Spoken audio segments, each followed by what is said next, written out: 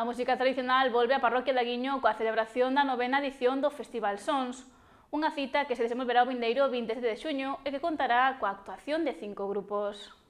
O Parque da Tasca e a Casa da Cultura son os escenarios que acollerán a 9ª edición do Festival de Música Tradicional Sons, que terá cabido o vindeiro 27 de xuño a partir das 9:30 da noite.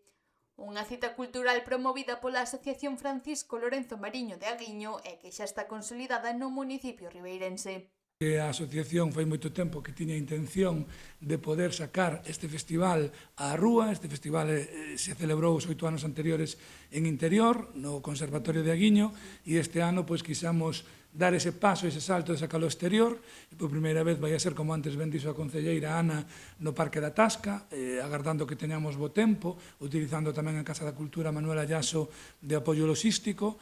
Si en caso de que faga mal tempo, trasladaremos ao pabellón Heroínas de Sálvora do Colexio, pero a nosa intención é mantelo fora, por iso se apostou e se dou ese paso e se contou coa colaboración forte do Concello para poder velo a cabo a nivel de financiación. Un total de 5 grupos tradicionais amostrarán o seu talento nunha xornada pensada para desfrutar do folclore galego.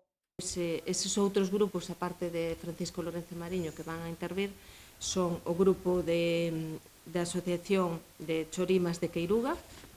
Tamén vai a participar o grupo tradicional Os Liantes de Artes e a banda Loreira Paraceta Folk.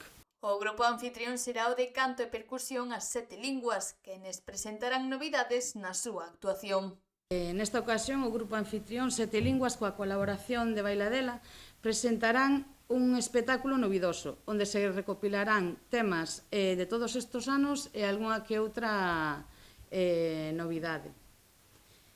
Como sempre, empezarán os máis novos, cunha mostra de canto e percusión, para dar paso despois aos máis maiores. Dende o Concello remarcan a importancia que ten descentralizar a actividade cultural e levala ás parroquias. Afirman que este tipo de iniciativas acaban funcionando como un escaparate do talento das agrupacións locais da contorna.